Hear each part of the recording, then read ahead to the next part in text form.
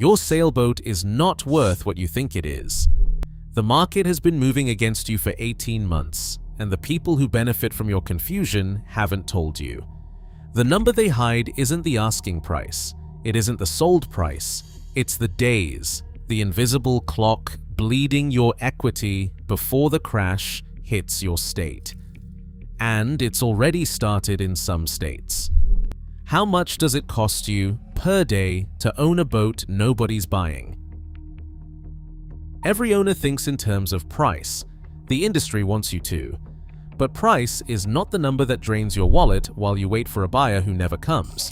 The real number is time. In 2025, the average sailboat in the United States sat on the market for 209 days before selling.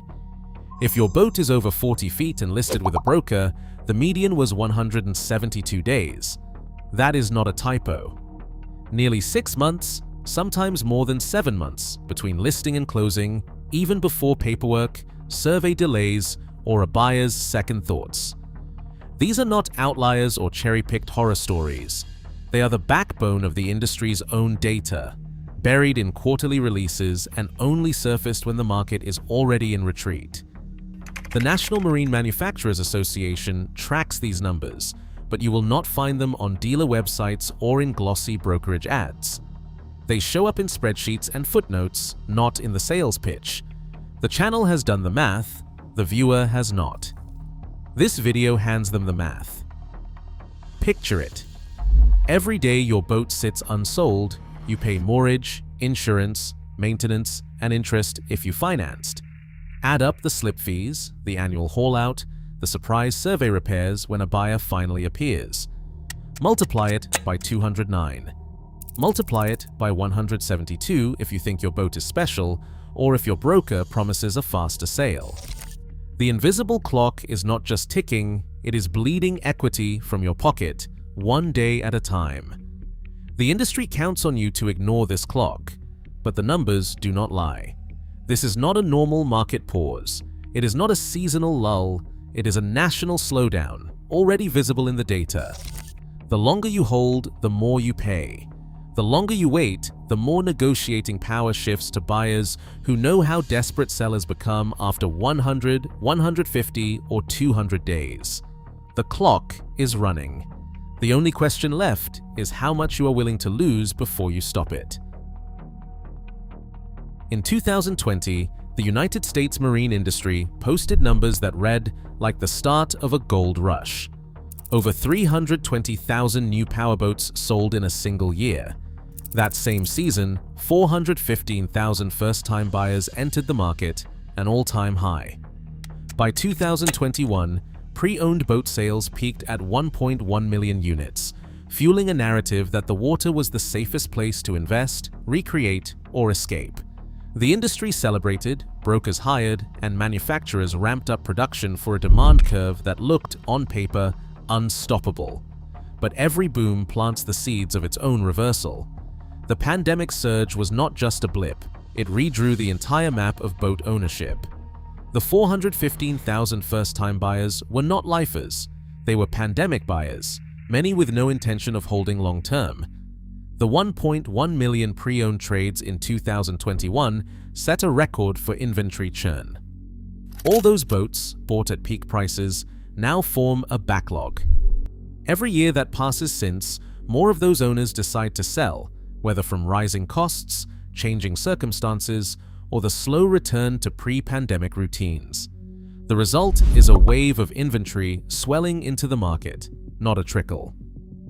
The 6-number anchor is this: 320,000 new units in 2020, 415,000 first-time buyers, and 1.1 million pre-owned trades in 2021. These are not abstract statistics, they are the reason brokers now report more listings than buyers, and why the average time to sell keeps stretching. The channel has done the math.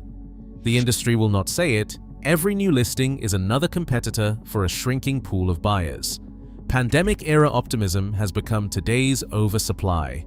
The trap is set. The only variable left is how quickly the pressure spreads to your state and how much time you have before your boat becomes another data point in the backlog. Retail sales of new boats in the United States fell to 215,237 units in 2025, down 8.8% from the year before. For sailboats, the drop was even sharper, a 13.79% decline according to the NMMA's latest market summary. This is not a blip. It is a contraction that is visible in every legitimate dataset, and it is happening while the number of boats for sale is going in the opposite direction. As of October 2025, there were more than 890 active brokerage sailboat listings on boats.com alone. That is the highest October count in years, and it is not limited to any one region or price bracket. The channel has done the math. The pool of buyers is shrinking at the same time that the inventory is swelling. Each new listing joins a growing queue, and the odds of a quick sale get worse every week. What used to be a seller's market, where demand outpaced supply and boats moved within weeks, has quietly flipped. The retail side is softening, the listing side is swelling, and the imbalance is now baked into the numbers. Every owner who lists today is not just competing against new boats, but against a backlog of pandemic-era inventory coming back to market. The clock is running, and every day adds another competitor to the pile. Ownership costs don't wait for the market to recover. They pile up day by day while buyers hesitate and the industry quietly shifts the goalposts. In April 2025, Blackstone closed its $5.65 billion purchase of Safe Harbor Marinas, the largest marina operator in the country. Within months, berth fees began to climb. Owners from Florida to the Pacific Northwest reported increases of 7 to 12%, with the sharpest hikes hitting coastal cities where demand was already high. The math is simple. A $7,000 annual slip now costs $7,770 before you even factor in insurance, haul-out, or maintenance. Financing has become a barrier, not a bridge. During the pandemic, marine loans could be found at 3 to 4% APR. By 2025, the average rate for a used sailboat loan had doubled to 7 to 10%. On an $80,000 balance, that's an extra $200 to $300 a month, money that evaporates whether your boat moves or not. The Federal Reserve's own data confirms these rates, and banks have tightened lending standards, leaving many would-be buyers on the sidelines. Policy has turned hostile too. Since October 2024, a 20% tariff applies to every sailboat imported from the European Union. That single rule added thousands to the price of a Jeannot, Beneteau, or Hans, costs that used to be absorbed by dealers and are now passed directly to buyers or leveraged to demand bigger discounts from sellers.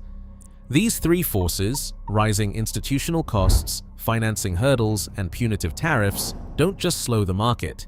They bleed sellers and freeze buyers in place. The clock isn't just ticking, it's charging interest. The pool of real buyers is not shrinking by accident. It is shrinking because confidence has evaporated, and the data confirms it. The Conference Board's Consumer Confidence Index averaged 92.4 through 2025, well below the 100-point baseline that signals optimism. Every seller hoping for a surge of eager buyers is betting against this number, and this number has not been on your side all year. What does that mean in practical terms? It means fewer qualified offers, more hesitation, and more listings that die on the vine. In 2021, buyers lined up with pre-approvals and cash offers. By late 2025, brokers report that for every 10 sailboats listed, barely 4 attract even a single serious inquiry. The CCI is not just a Wall Street metric, it is the psychological floor under every negotiation. When it slips below 100, buyers do not just disappear, they wait, they stall, they lowball, and they walk away. This is not a hypothetical. The CCI sat below 95 for 10 of 12 months in 2025. That is a national freeze, not a local chill. It shows up in the numbers: longer days on market, more listings chasing fewer buyers, and a growing discount demanded by those who remain in the game. The industry will tell you there are always buyers for a well-priced boat, but the data says otherwise. The shrinking buyer pool is not a rumor, it is a measured collapse. The field of real offers is thinning, and every week you wait, the odds get worse. The clock is not just ticking, it is counting out sellers who still believe demand will return on its own. Inventory is not just swelling, it is flooding. Every week, another wave of pandemic-era owners decides to list, convinced that their boat will be the exception. The result is a traffic jam of sailboats, each one waiting for the same shrinking pool of buyers. As of October 2025, nearly 900 brokerage sailboats were actively listed on boats.com, a number that has not been seen in years. The industry will never advertise this backlog, but brokers in the Pacific Northwest see it every day. There is a point where a listing stops being fresh and starts being radioactive. That point is 60 days. After 2 months, the average number of offers per listing drops by more than half. Sale prices slide an extra 4 to 9%, according to broker KPI dashboards. Buyers start to circle, watching for further price cuts, treating every week of silence as proof that something is wrong. The channel has done the math. A $60,000 sailboat that crosses the 60-day mark is no longer a $60,000 asset. It is a liability, bleeding $25 a day in slip fees alone, not counting insurance, maintenance, or the next round of price reductions demanded by savvy buyers. Take the composite 38-foot sloop, a boat listed at $60,000 in early October. 60 days in, the first lowball offer lands at 5% below ask. By day 90, the seller has dropped the price 9% just to stay in the game. The final sale closes at $52,200 after 105 days with $2,600 lost to marina charges. That is 14% off the original price plus the invisible tax of waiting. This is not a one-off, it is the pattern. The industry's own numbers confirm it. Once a boat gets the 60-day stigma, its value decays in plain sight. Every new listing adds to the pile, and every seller who waits becomes the next cautionary tale. Marina fees are not a background annoyance, they are the third force closing in on every seller, and they do not wait for the market to recover. In Everett, Washington, the annual bill for a 30-foot slip now runs over $5,000, not including insurance or winter haul-out. That is the baseline. In Seattle, Portland, and up and down the West Coast, slip rates range from $15 to $50 per foot per month.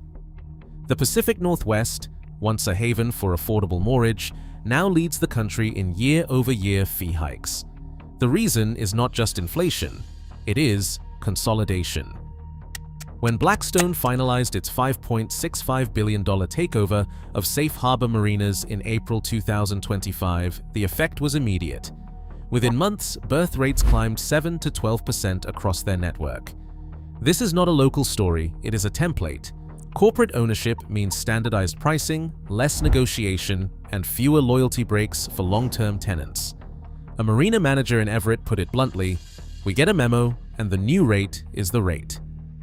That memo is costing owners thousands, and it is not limited to the big cities. Inland lakes, coastal harbors, even the sleepy docks in Oregon are seeing the same pattern. The channel has done the math.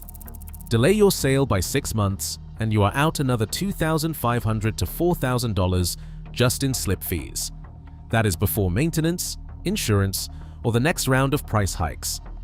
As the industry consolidates, the leverage shifts further away from the individual owner. The longer you hold, the more you pay, and the fewer options you have to escape the squeeze. The institutional fee trap is not theoretical.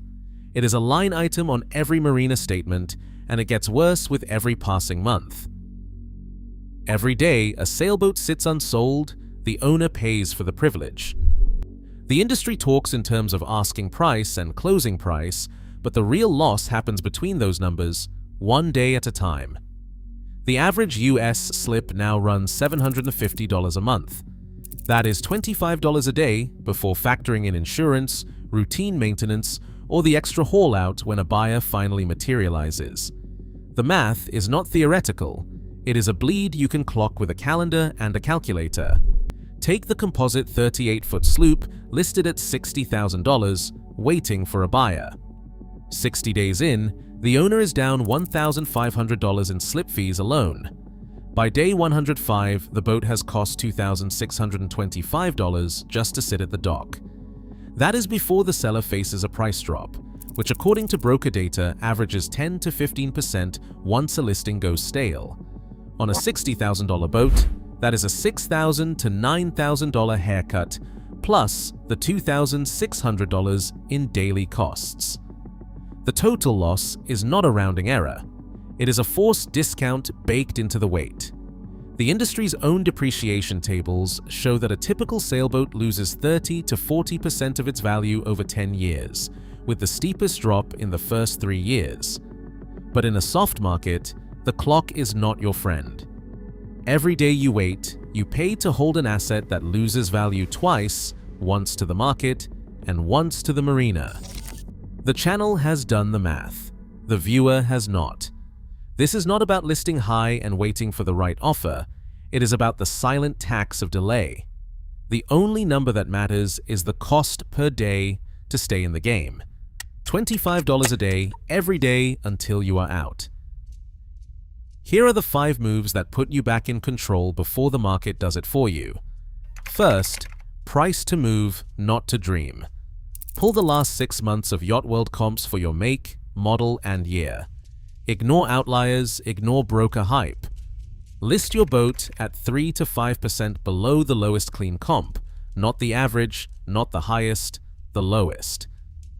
This is not about leaving money on the table. It is about making sure your listing is not radioactive by 60 days. Second, book a pre-listing survey before you so much as draft an ad.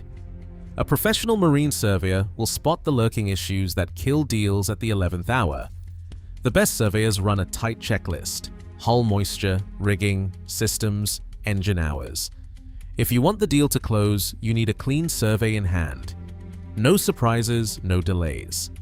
7 days and $1,000 now can save you 6 weeks and $5,000 in lost value later. Third, build a complete digital listing package. That means high-resolution photos, a walkthrough video, and every scrap of paperwork ready to send. Boats.com's own data shows that listings with video sell about 20% faster than those without. In a slow market, that is weeks shaved off your holding costs. Fourth, calculate your true daily cost of ownership. Don't guess. Add up your slip fees, insurance, routine maintenance, and financing. Write that number on your calendar. Every day your boat sits unsold. That is what you are paying to wait. Fifth, set your calendar to May 31st. List by then or risk falling into the summer dead zone, when buyers vanish and inventory piles up. If your state allows, consider a private party sale to avoid brokerage delays. The goal is not to time the market, it is to get ahead of it before the next round of price cuts and fee hikes hit. 5 moves, 1 outcome. You decide when the clock stops, not the market.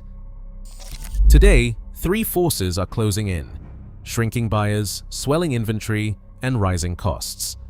The industry won't warn you. Every extra day is equity lost, not just price. The data is public, but the math has been private until now.